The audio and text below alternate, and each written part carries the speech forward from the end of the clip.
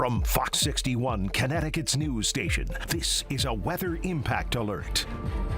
Good evening, I'm Stephen Reels, and thanks for joining us on the Fox 61 News at 10. The snow is still falling as we speak, and as you just saw in Kayla's video camera right now, we have live team coverage tonight on the storm. Fox 61's Kayla Cade is live in Barkhamsted right now, and we have meteorologist Deshaun Robinson on the Fox 61 sky deck. But first, we're going to be turning it to the queen of the show, the chief meteorologist, Rachel Frank, who is in the weather center tracking the storm right now. Rachel, how much snow are we dealing with right now? We've got an additional 1 hour to go of the heaviest snow, and then I think the worst is over, and we'll just see a few lingering scattered snow showers. We've seen anywhere from a coating of snow up to about 4 inches, which is certainly less than we thought. The storm got off to a slower start. Temperatures were warmer, and it took time for us to transition. Check it out. This is what the radar looks like right now as that storm continues to pivot offshore, and we are seeing the back edge of it right now moving into parts of western Connecticut. Now keep in mind, while the steadier snow has come to an end in Litchfield County and Fairfield County, there will still be some additional scattered snow showers that pivot through until about 2 or 3 o'clock in the morning, but we wouldn't expect much in the way of additional accumulation with those. Let's take a closer look. Again, Danbury all the way up through Goshen, still some light snow and some flurries, even where you're not seeing much showing up on the radar, but those heavier snowfall rates have certainly passed on. Meanwhile, we're just getting cranking in New London, which has just changed over to snow after reporting rain all day up through Ledyard. I shouldn't say all day, after starting at around 3 o'clock. Norwich, Griswold, Sprague, all seeing some of those heavier snowfall rates right now. So the worst of the storm in Brooklyn, Killingly, up through Pomfret and Putnam, and that'll continue to crank through again for the next half an hour to hour or so there before we get through the worst of it. Here's a look at temperatures right now, which have fallen back below freezing for most of the state. We're still hanging on just above freezing for New Haven and Groton. Be extra careful there. And other areas where temperatures were above freezing initially and dropped, there could be a layer of ice underneath the snow. The winds are also picking up, and these are pumping in that colder temperatures that we were telling you about. So notice as we head towards 11 o'clock, we still have snow out there, but I think the steadiest is winding down. And then by 2 or 3 o'clock in the morning, the last lighter snowflakes will fly. In terms of additional accumulation, we're talking about anywhere from a coating up to an inch or two. The best chance for an inch or two would be in eastern Connecticut, especially as you head up in elevation. Temperatures tonight falling back into the teens, and then we've got some real cold to tell you about as we head into next week, but that's another story for another time. First, let's get a live look outside in Hartford with meteorologist Deshaun Robinson. How's it looking out there?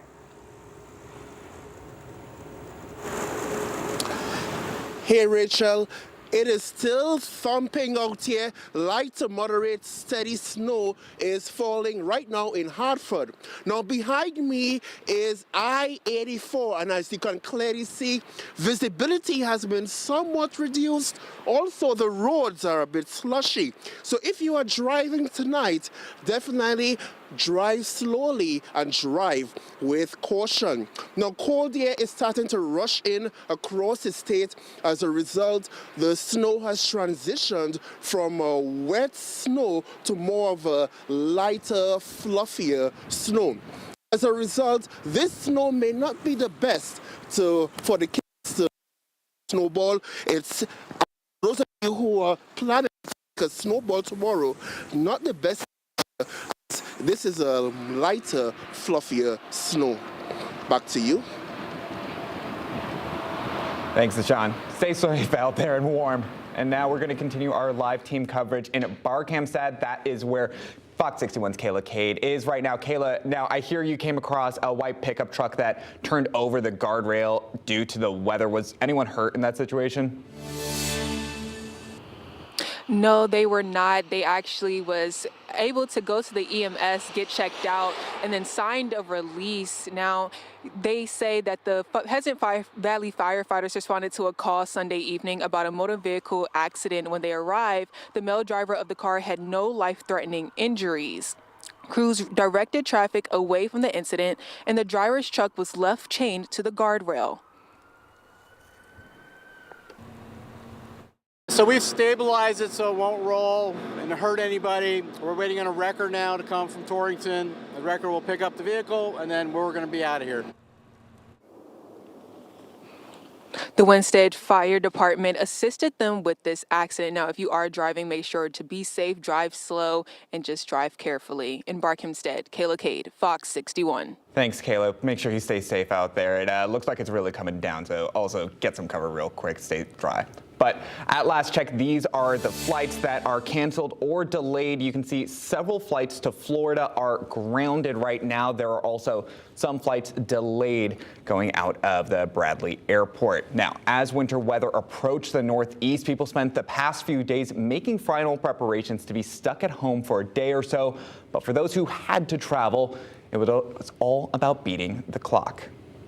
Are you guys just hoping you're going to catch your flight before it hits? Yeah, We're absolutely. just looking forward to seeing the sun. Anna and Jeremy Pava were among the travelers hoping to trade winter weather for Florida heat Sunday evening, as people checked in at Bradley International Airport and patiently hoped their flight wouldn't be canceled. It's scary because we're from Florida, and so we haven't really been on much snow. We've been monitoring the weather, see what the forecast looks like. Are you just really thankful at this point that you just got in right before it happened?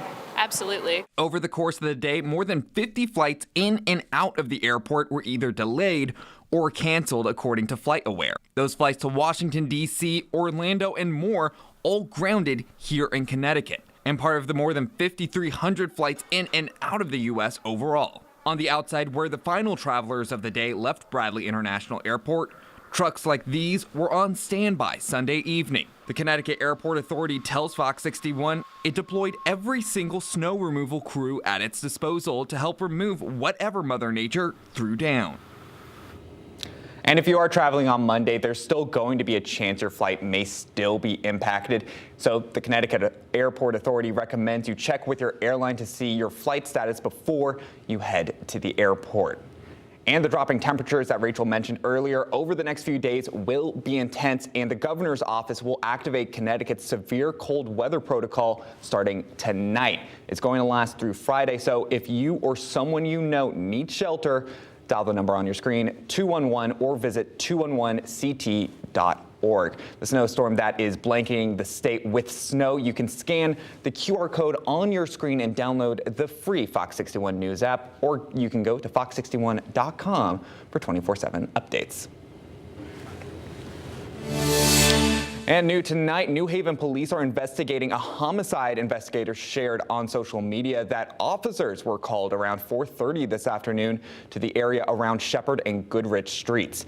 At this time, we don't know who was shot and why the shooting happened, but we will continue to monitor this and update you when we have more information and when it is available.